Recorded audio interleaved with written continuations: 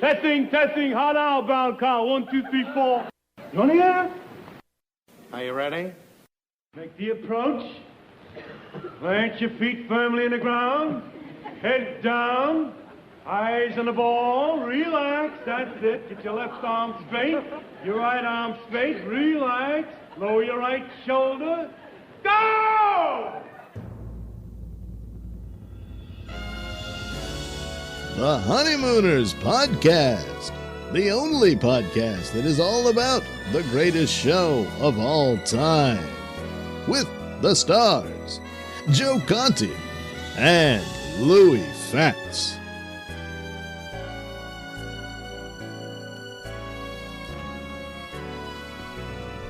Welcome, fellow raccoons and members of the Women's Auxiliary. What's happening, all you Hurricanes, Bensonhurst Bombers, and all you Shirleys of the world?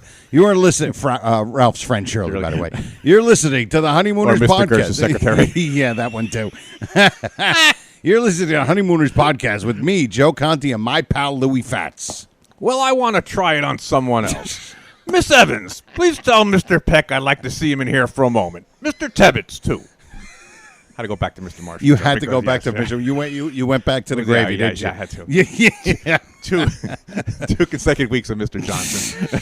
I had to go back to the only discussion-based podcast all about the greatest show of all time. We record at the Non-Productive Studios at 328 Chauncey Street in Bensonhurst, Brooklyn. Yeah. Subscribe to the show wherever you get your podcasts, and if you're on iTunes, give us a 5-star rating and leave a positive review because we will read them. Yeah, we do. Our home base, where if you want to just listen to all the shows, if you don't do the podcast thing, just go to non-productive.com/honeymooners to listen. Don't forget to like our Honeymooners Podcast Facebook page, and you can follow us on Twitter. And if you want to leave a voicemail, and we're going to play one today from our pal Bruce, call 240-442-2635. That is the personal voicemail for this show and my other show, but it will be for me, and I will listen to it, and we'll play it on the air. And don't forget, if you want to contact us and you want to do it the old-fashioned way, email. Bangzoom1956 at Gmail. All right. And or you can write us a letter. Yeah. To our P.O. Box. Yes. 33 Kosciuszko Street. What's happening, Lou? Joe, number 68. Yes, number 68. We have a hockey player. I'm telling you, start last hockey player. Even when we get to 99, we know who 99 is going to be. Well, yeah, that's probably the only hockey player I know. He ain't going to be mentioned. You know who 99 is. There's only one. Mark Gastineau. You got it. We have Jaromir Jagr. Oh. Played for 9 teams in the NHL. Did he really? Listen to this. This is funny. He was the first Czech to be drafted without having to defect from Czechoslovakia. 1990, that was. Really? Yes, 1990. So he just, they just said? They drafted him because it was okay. Everything was opened up. It was okay. Everything was okay after 90. So they usually had a defect to play in the NHL. But he was actually open to the draft in 90. Very nice. First guy. First Czech. I love his alcohol, by the way. Yeah. His Jager bombs. Yeah. So stupid. It's high school with some Silk City hot sauce in it. Yes. So, we also have an honorable mention, too. Elsie Greenwood. Elsie Greenwood? Yeah. 68? Steelers, yeah. Steelers? Yeah. What was he, a defensive lineman? Defensive end. That's right, because back then they would use he was the steel 60s. Curtain. Yeah, he was a steel curtain. Steel curtain. Yeah. Elsie Greenwood, yeah. Four-time Super Bowl champ, 6-time Pro Bowler.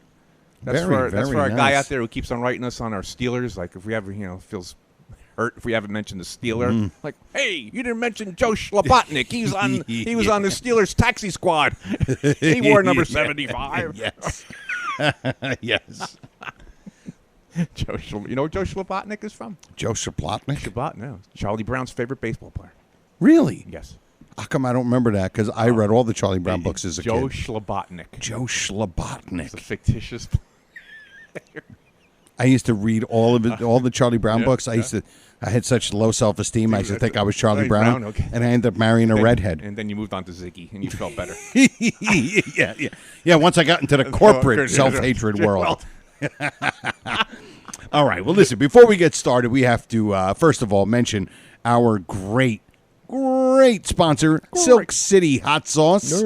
Go to SilkCityHotSauce.com. Get yourself some really, really great homemade hot sauce. Can't harm me, pal. From our pal Go Jeff homemade. Kingfish Levinsky.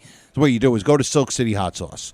Get yourself some great hot sauce. Like I love the Taco Fiesta. Lou loves a couple. What is your favorite? Badass Jew. Badass Jew. Yeah, like Aztec Attack, Smoking. Yep. All of them. And get yourself some great homemade hot sauce. And then when you go to check out, there'll be a little coupon code, and you put RX in the coupon code, and that gives you 15% off your order, and you'll get a free bottle of cherry sriracha. And what it does, it lets them know that you bought it because of us. Right. It helps us. And it helps us out a little bit. Especially because we're going to be, I'm going to talk to Lou after the show about getting the T-shirts going. Yeah, okay. I'm really hot for the T-shirts now.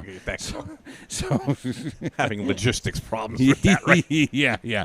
Just trying to figure out what sizes we should get and how much. Joe, how are we going to get it to them? Yeah, I know. Back and forth to the post I know. office. I don't know. I'm not sure about that. But anyway, let's get going with the show. First of all, yes, we have a lot today, Joe. We got a lot of stuff to do. Good stuff. First off, we're gonna play a voicemail from our pal Bruce, and Bruce is he actually helped us with one of our new promos, our little one and done thing. Yeah. So intro. yes. And so Bruce left a voicemail, and he gets his wife involved a little bit. He's doing bits. It's kind of funny, so here we go. Hey, what's going on, guys? Joey, buddy, old pal. What's the good word, Louie? Bruce, what are you doing? I need your help. Will you keep it down? I'm over here talking to Joe and Louie. Okay, Bruce, but someday you're going to ask me to do something for you. I'm asking you right now, leave the premises. She's a yappity yap. She's gone. Hey, I just wanted to let you guys know you guys are doing a great job. I'm enjoying the show every week. Every time you do a new show, it's pretty badass. Also, watch the lost episodes, review the lost episodes. That's so much content right there. Conti. So much content. You guys are going to, I'm telling you, have lots to talk about. I watch it all the time, so I'm telling you right now, it's a lot of good stuff. If you guys like the 39 episodes, the lost episodes is just as good. Anyways, enjoy yourselves. Have a great show, and I'll talk to you guys soon. Take it easy. Thank you, Bruce. All right, Bruce. Our pal Bruce. Yes, Thank you. yes. Yeah, he said he's got because I don't know if you ever seen him, but he's got long hair. I saw him on, he looks like he's like a rock star from the 90s, and he's got this bruiser voice. Yeah. You know, where he just looks like he just collects money for certain type of people. Yeah. And it's not the government. Yeah. No, absolutely not. Yes. So, let's see. What were we going to do? Foist, we were going to do. Yes. We're going to. What? No, good. Nope. We are going to start with our. We've done it a couple of times, but we have our new intro. Yeah, an intro for our newer bit, and it is. I hate this. I coming can up. never find it. Oh, wait a minute. Is it under O? Mm-hmm. Is it? Oh, there it is. Under A. Under A. And here we go. Hear ye, verily, hear ye. The Honeymooners podcast now presents Ad Lib or Not an Ad Lib. That is the question.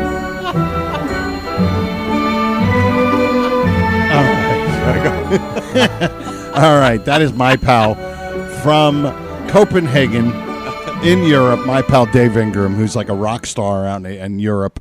He's like a big deal out there, and he's my pal, and he sends me dumb jokes, and we just text back and forth. And but thank you, our pal. And our ad lib or not ad lib is look, this one is easy, but we're gonna play it anyway. Yeah.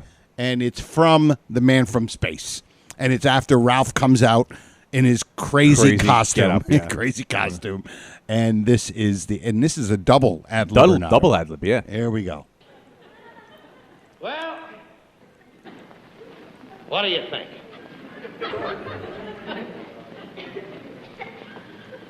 I think you're nuts. None of your funny stuff, Alice. What do you think of the costume? Well, I gotta admit, it certainly is original, Ralph. But there's one question I'd like to ask you. Whoops. You're losing it already.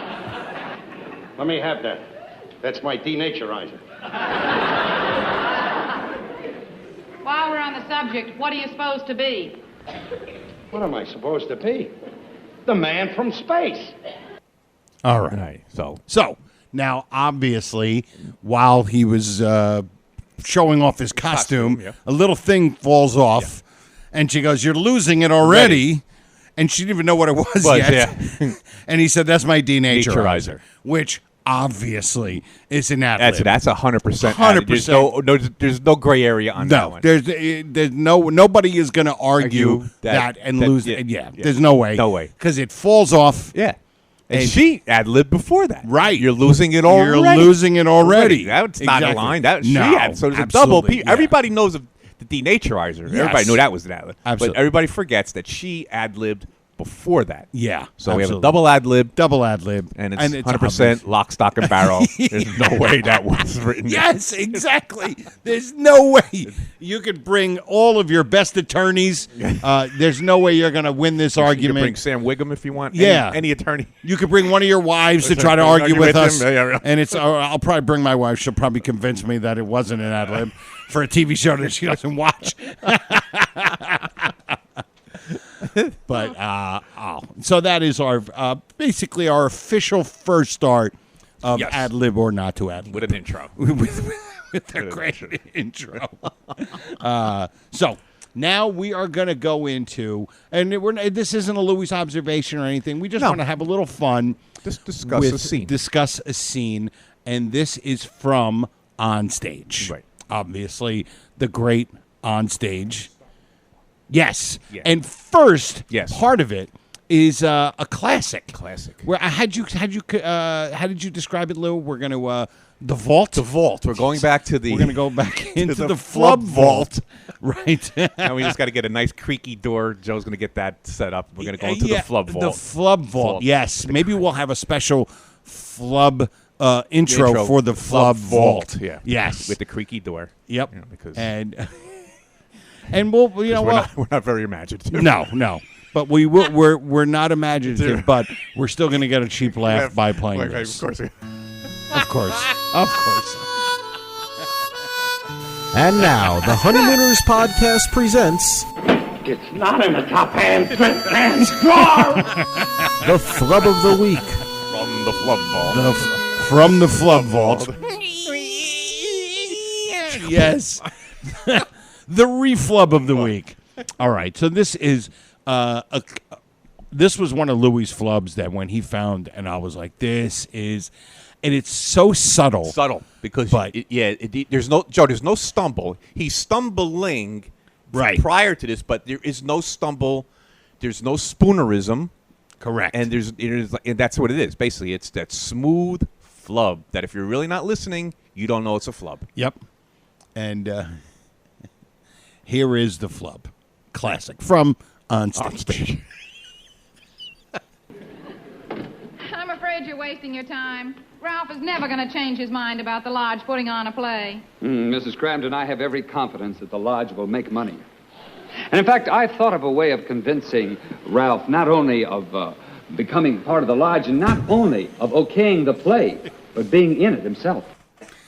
We forgot there's a double flub to that. Yes. Where he, the first part of it where he says, I just heard it. You just heard it. The confidence. Is that the Yes. one Yeah. I have every confidence. I have. I don't know if Is that a phrase?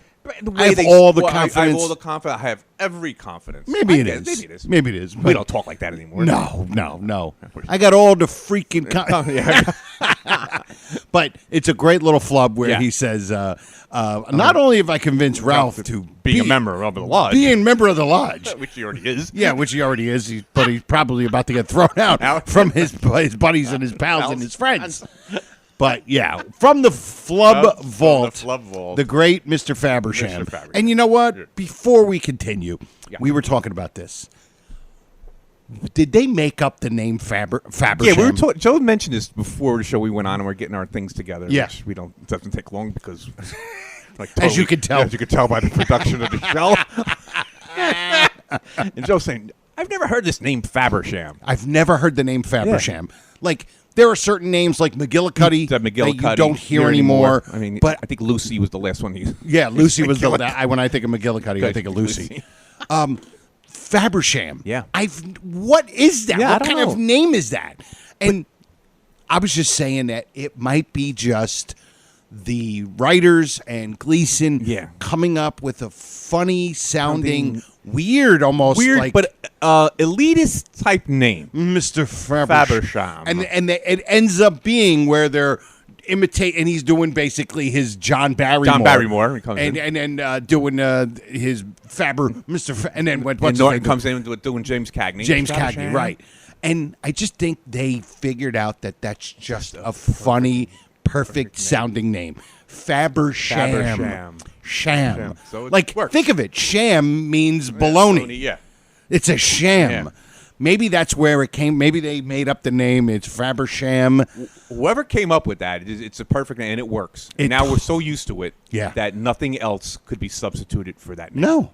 It's almost like we've been indoctrinated with some of these sounds. I always say, certain athletes, you'll hear like a weird name from an athlete. Like, I'm a Jet fan, right? And I hear Keyshawn. Yeah. Like, I was like, what is Keyshawn when I first heard it? Yeah. But now it's like hearing the word Joseph. Yeah. Because you hear it so much. Fabersham, it's like Smith to me. Yeah. It's Smith. Perfect. It's perfect. It's just perfect. Yeah. So that fits. So that is our little thing on Mr. Fabersham. But now we want to get into on stage. And Louis wanted me to get basically a little part of when they're rehearsing. And we're going to play around with it. Louis will tell me when to stop. Yeah. But here we go. This is when Ed comes in, when they find out that Joe Hannigan got the flu. Got the flu. All right, here we go.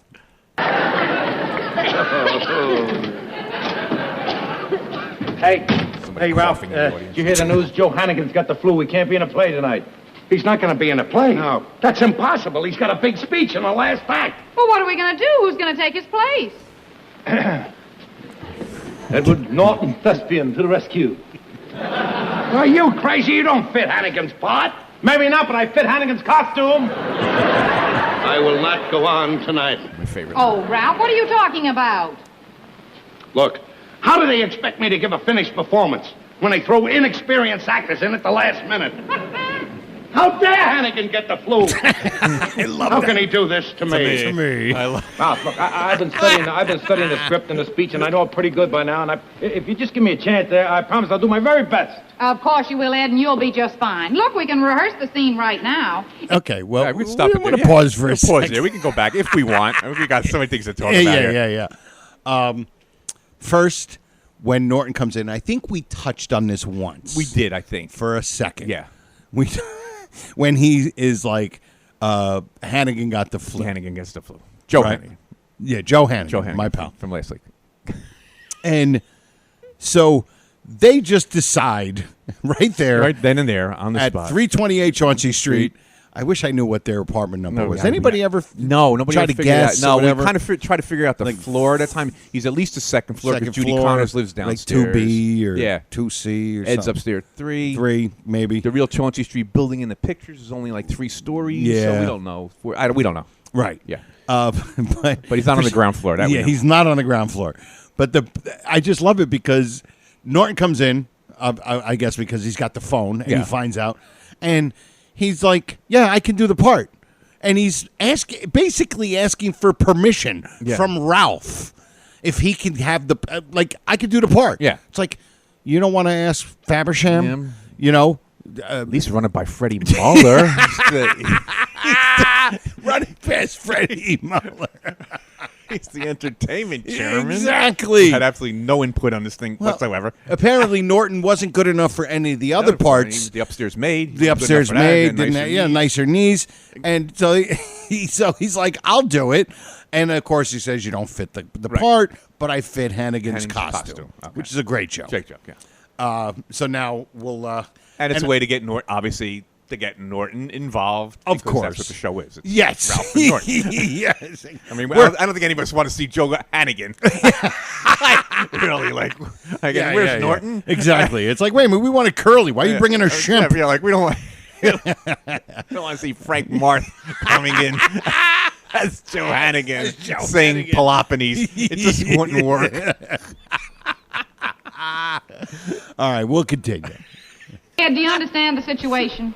Oh, yeah. Let me see now. Ralph is a self-made, rich man who can get anything in the world he wants, except in you. I am Hamilton Douglas, a young, devil-may-care fellow without a cent or a worry in the world. And you turn Ralph down to go away with me. Why? Now, how are we going to get an audience to believe that? Ralph, it's perfectly all right. At the end of the play, I come back to you. Well, they'll believe that. Okay. Louis makes a great point about that. He says at the end that when he says, how are we going to get audience to believe that? Which gets a great laugh. Great laugh. Because it's hilarious. He says, and in the end, you come back to me about, well, they'll believe that. Now, I think the line would have been, I'm not telling Gleason what to do, but I think the line would have been better. Well, that they'll believe. Right. I just think it would a little more accentuate on the word that. Yeah. And whether it would have been like, now that they'll believe, which I think actually, because it's all encompassing with how he feels he's so, so fancy or regal at this point. And, or at the very least, you'd be like, well, they'll believe that. Yeah. Like it was just, well, they'll believe that. Yeah, he didn't say it. I just it could have got an extra oomph with the laugh. With the laugh, yeah. Because it is a funny, it's a funny premise, obviously. Oh, God. Yes. All right. So we got that. Here we go. Let's continue. Look, we don't have to go through the whole scene. Let's just do where you propose to me again just before Hamilton's entrance. All right? Yeah. Here, Ralph. Yeah, I'll hold the script, too. I'll hold the script, too. Yeah. Are you ready, Ralph? I never noticed. That line, I'm like, where does this line come in? And I'll hold the script, too. All right. Yeah, you could do that or put it on the table, whatever you want to do. If you know the lines, you shouldn't be reading it. Yeah, well, if you put the paper down, you could probably go in the fridge and get yourself some fried chicken. I'll hold the script, too. I never. Yeah, I know. Where does that line come in? This is coming to you very live. Not on film. Rachel, won't you reconsider? Frederick, you're being unfair. When I said that I would come over, you promised me that you would not ask that question again. I don't understand you, Rachel. You can have everything you ever dreamed of. So fantastic. I built this magnificent home with just you in mind. All these furnishings, all these works, I collected from castles and palaces in Europe. Please, Frederick. Come here, my dear. Look out there, Rachel. Say yes, and all that is yours.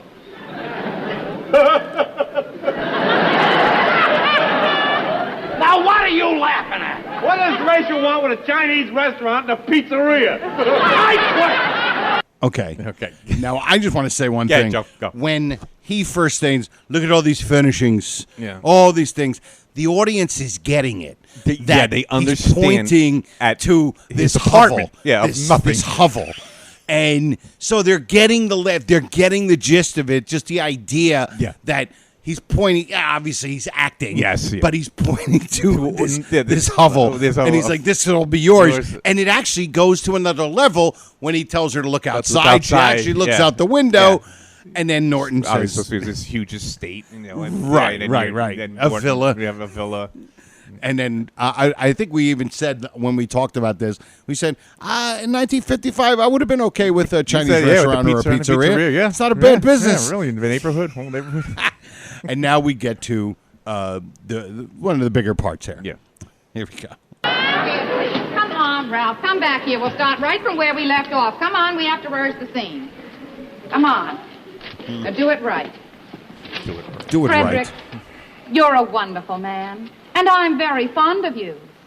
But I love Hamilton. Are you sure? Yes. All right. Call him in. No fighting, please.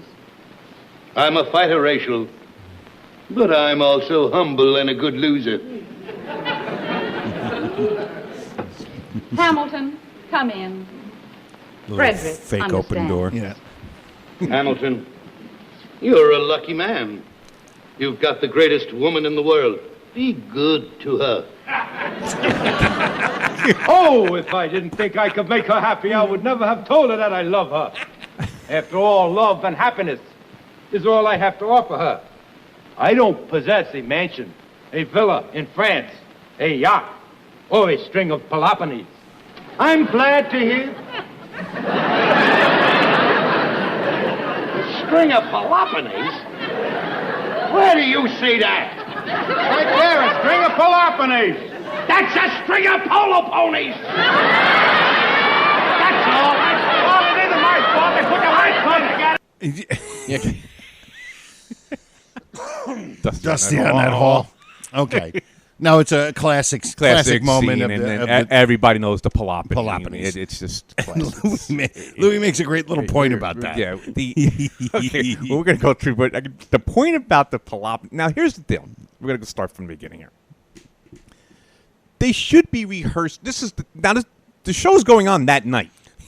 Yes. Alice, obviously, is the only one who knows her lines. Ralph don't know what the hell he's doing. You know what it is? It almost sounds like art imitating life. Yes. Yeah. It's almost like that is what rehearsal would have looked like if Gleason was rehearsing. Yeah, because now it's convenient because for him, he's reading off and you know some of his lines. Right. But there's things he looks back, and Norton's reading right off the paper. So he has no clue. He's got to be ready for it that night. Right. Like, how is he going to rehearse this in 2 hours? Yeah, and do this full-on play. This full-on play. Now, he says, there's a couple of things here, Joe, we were mentioning before, that he says he's got a big speech in the last act. Like, Joe Hannigan's got this big speech in the last act. Well, hear ye. Joe Hannigan. I'm Joe Hannigan. 4 scores. First of all, where has he been the rest of the play? It's supposed to be a love triangle. It's a love triangle. Yeah, so you should be there the whole scene. Yeah. So what is it? Just a picture of Hannigan in the room, and then he comes in at the end and makes his speech. Makes his speech. Oh, how I love her. I was like, so where were you this whole time? You're not in the play, right? And we even said that. We said it almost doesn't make sense because it's not for a comedic purpose. It's not a joke. No, it's not. He could have said, "How could he do this to me? He's one of the lead roles." Exactly. So that would have covered the whole play. Right. He says he's got a big speech in the last act. Right. Well, obviously he should have been there the whole time. Yes. He is part of the love triangle. Yeah, he's one of the main characters. Of the three. There's how many? What you got? You got Alice. You got Rachel. You have Frederick. And you have Hamilton. And the maid. The upstairs maid. Right. And we don't know who else is. We know it wasn't Trixie who played the upstairs maid. We have no idea. No. We have no idea. I don't think she would have been good in the maybe play. Helen Hurdle. I don't know. Somebody. Helen Davis. Yeah, Helen Davis. Some Helen. Yeah. No, Millie Davis. Millie Davis. That's right. I'm sorry. Yeah. So it's going to be one of them. We don't know. So we don't know how many people are in this play. We don't know where this play came from. Right. Now, we could think this way, Joe. Maybe this is because they say in the beginning that Fabersham does this for small organizations instead. He makes money. That's what Norton said. Now, is this a standard play that Fabersham carries around with him? Almost like a Death of a Salesman. Like Our Town, Death of a Salesman, small. These we saw like a very quaint. Nothing extravagant on stage, like a table and 2 chairs and something like that, which it would be. Like especially with plays, it's not about the. It's usually not about the appearance; it's about the dialogue and the acting. Exactly, it's like a PBS show from England, dialogue, blah blah blah blah. Yeah, I mean, you're not going to have Vin Diesel show up and blow up Freddie Muller's car. It's just that's not happening. Yes, he's going to race Freddie Muller's car. Slow and furious. But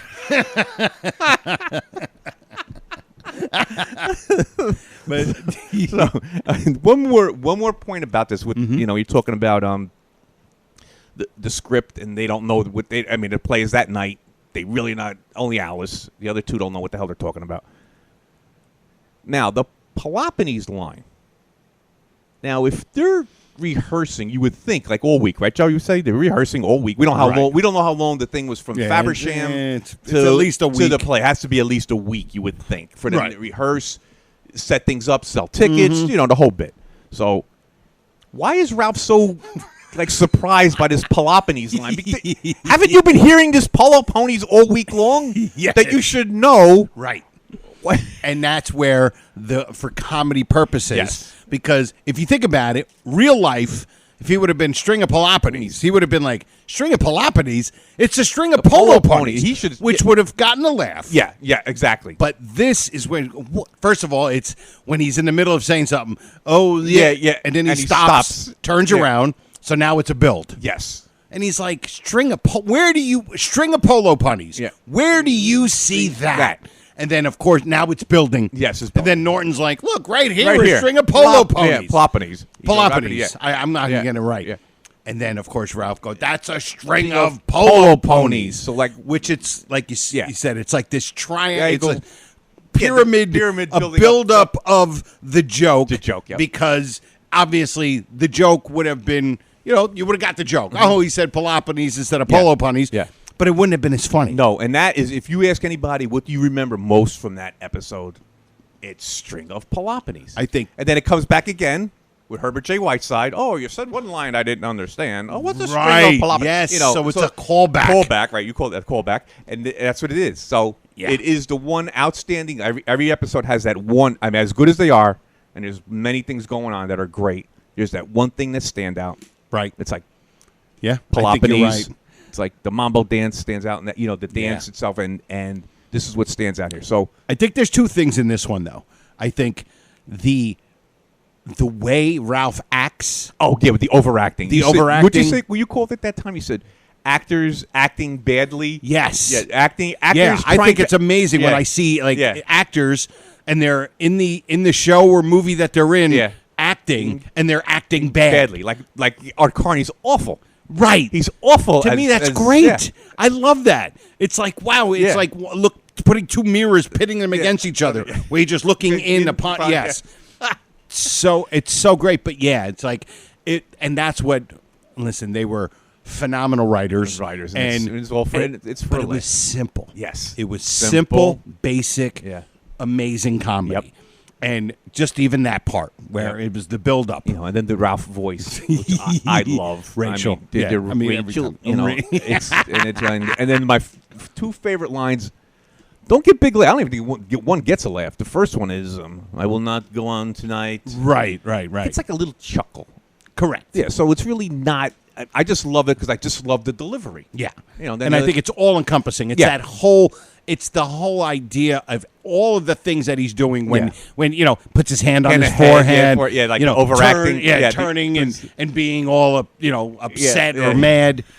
Absolutely great, great stuff. We're never going to get through this. By the way, that's okay. All right, we'll go a little bit. Let's go a little bit more.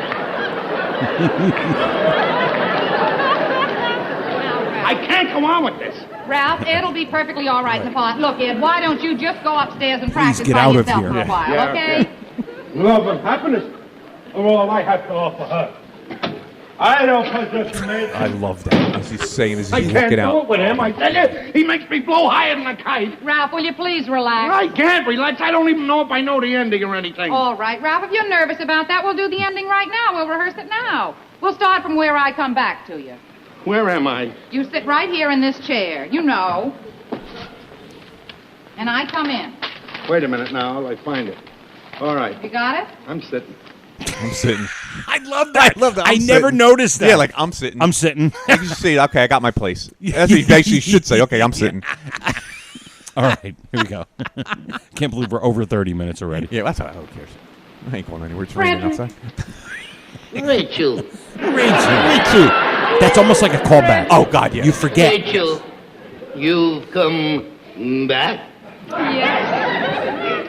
I finally realized that I love you, even though you are rich. Even though you Oh, are Rachel. So funny. How long I've waited to hear those words.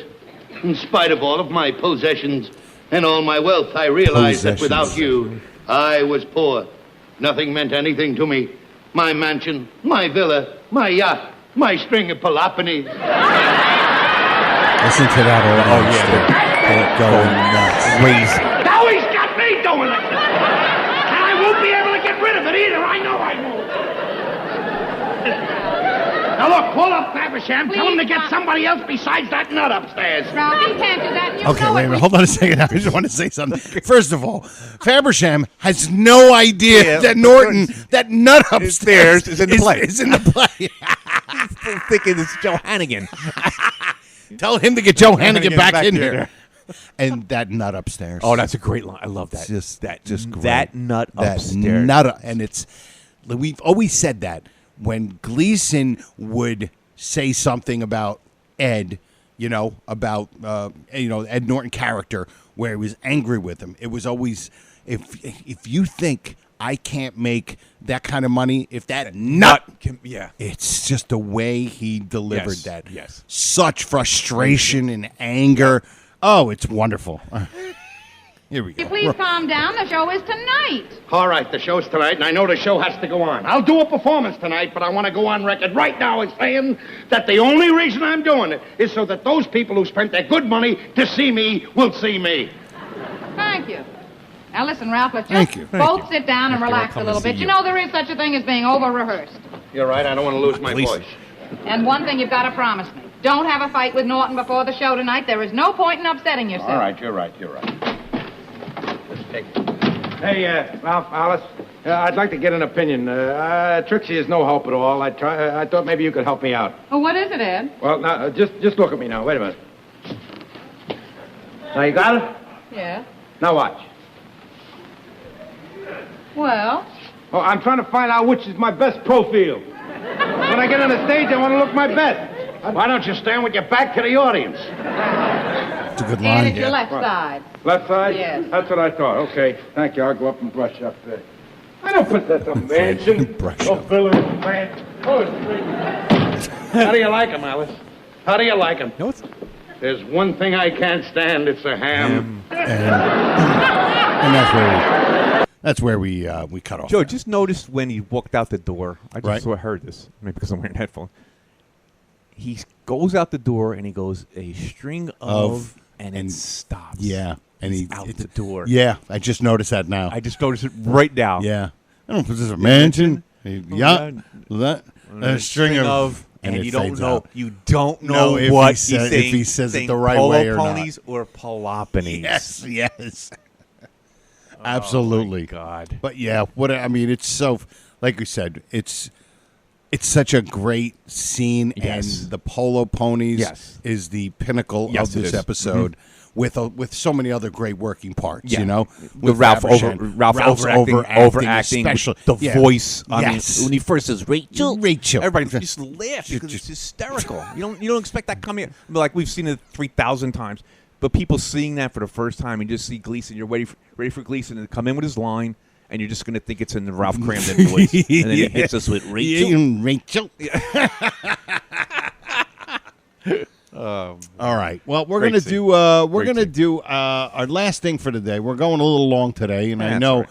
none of the maniacs really are gonna Really mind. complain. They don't mind. We're gonna do I don't mind a our few pictures. Yeah, a few pitches. And this is our it's a new promo for it. It's our one and done of the week. Yes. And we used our pal Bruce for the voice, and here it is.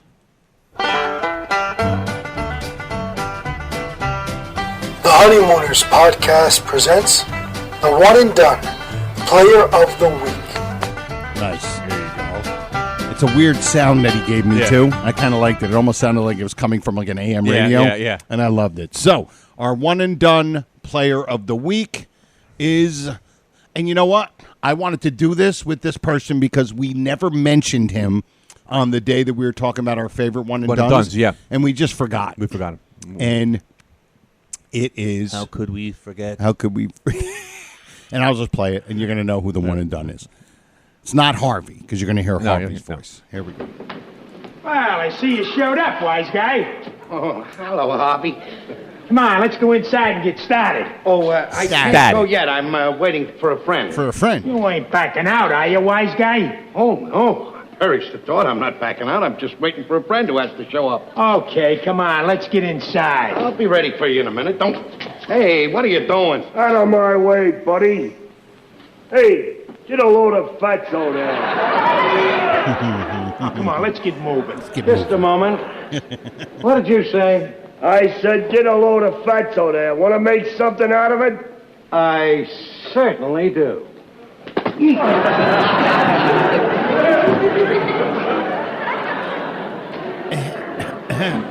And let that be a lesson to you. And of course, it is the great Mike O'Dowd. Mike O'Dowd. All right, and we all know the great Mike O'Dowd. He was born on May 10th, 1917, in New York, as John Patrick Moane, M-O-A-N-E. Moane. Oh, really? Yeah. Okay. Yep. He was obviously an actor, known for Take the Money and Run, Badge 373, and Girl on the Run. He died in September 5th, 1977 in New York, but he was also in... On the waterfront. When Louis was like, hey, get a load of fatso guy. Fatso there. He's in the movie. So then, of course, for anybody who's been listening for the last 10 or 15 episodes, we find out that one of our regular listener pals and his wife is the granddaughter of the great Mike O'Dowd. So we decided, and so what they did was they called in and gave us a little voicemail, and they played that little moment, the great one and done of Mike O'Dowd, and we wanted to play it again. I have to play it again because his granddaughter. This is just as classic. It's just a classic. It's better than this, almost as good as the original. Top Pan Dress Pan Dry. It's right up there, and this is our pal. Is it Andrew? No, Doreen's the wife. Doreen Yeah. and now you screwed me. Now I messed it up. Mark Cerrone. Yes, that's right. And Doreen. Mark and Doreen. So we're gonna play it and enjoy it. Well, we're gonna play it, all right. Hey, Louie and Joe, it's Mark and Doreen. Like Jackie Gleason, I don't rehearse, so I messed up the first one. So we're going to try to play out the scene of the Bensonhurst Farmer. Here goes nothing. Hey, what are you doing? Out of my way, buddy. Hey, get a load of fatso there. Just a moment. What did you say? I said, get a load of fatso there. Want to make something out of it? I certainly do. And let that be a lesson to you. Oh, beautiful. Yes, my Mark God. and Doreen. Mark and Doreen, great job. Thank you. My And that God. was that. Mike O'Dowd is Doreen's grandfather. Yes. And so he is our one and done. He's our first one and done. Official. First official one and done character With the intro of the day. with the intro. With the intro and everything. So the great Mike O'Dowd. He was also a longshore fisherman. For real. Oh, really? In real life. Okay. Yep. And that would have been, how cool would it be to meet that dude? Oh, God, I would have He must have been he was a big guy, obviously, towering. Yeah. He probably had tall. He probably had a pair of mitts on him. Wholesale butcher. A wholesale butcher. All right, well then we're gonna finish up with. Oh yeah. With. I really. With and here we go.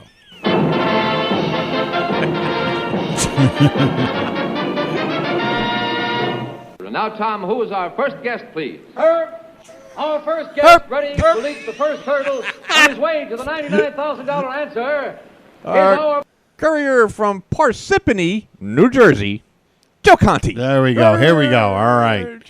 Now, what are you doing with me today? How about a one and done?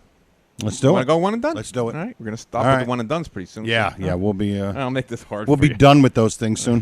The Bensonhurst Bomber. Oh no.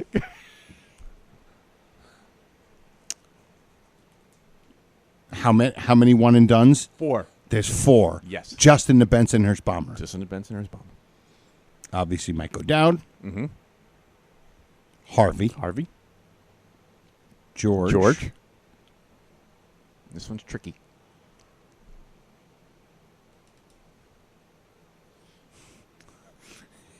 Is it I Heard Shots? No. Can't really give them. They're you don't have a name. They're background characters. Yeah, they're background. Really. Yeah. This guy don't have a name either. He's like man at the door with the oversized hat on. He's got one of those names.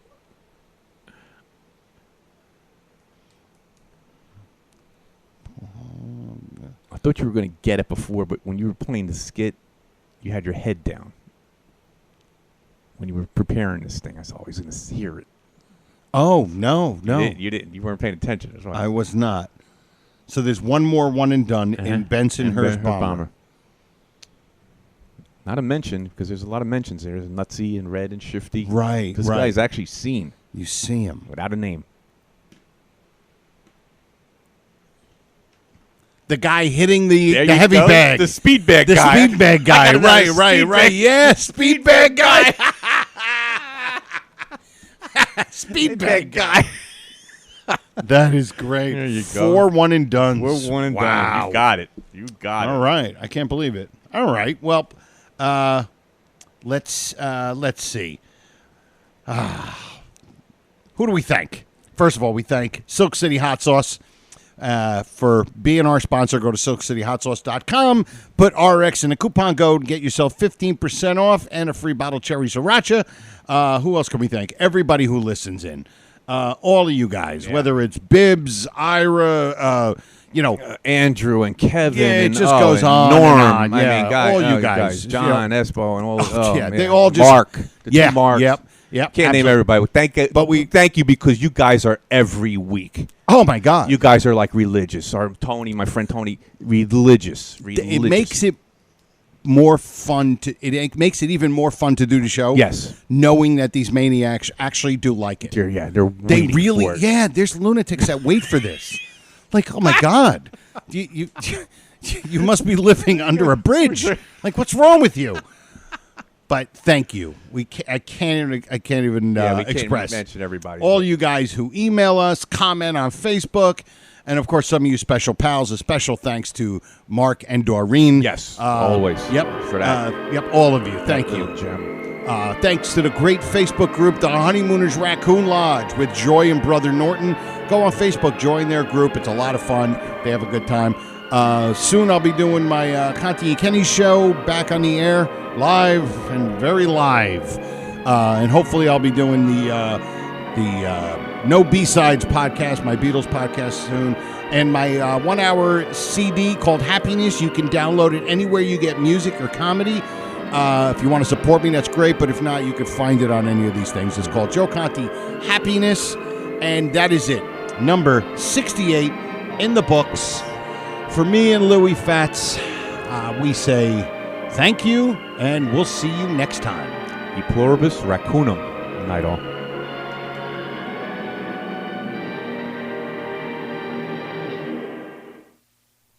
Good night. Good Thank night. you. Good night. We'll have to do this again real soon. How about tomorrow night? This has been a non-productive media presentation. Executive producer Frank Hablawi. This program and many others like it on the Non-Productive Network is distributed under a Creative Commons Attribution Non-Commercial No Derivatives license. Please share it, but ask before trying to change it or sell it. For more information, visit non-productive.com.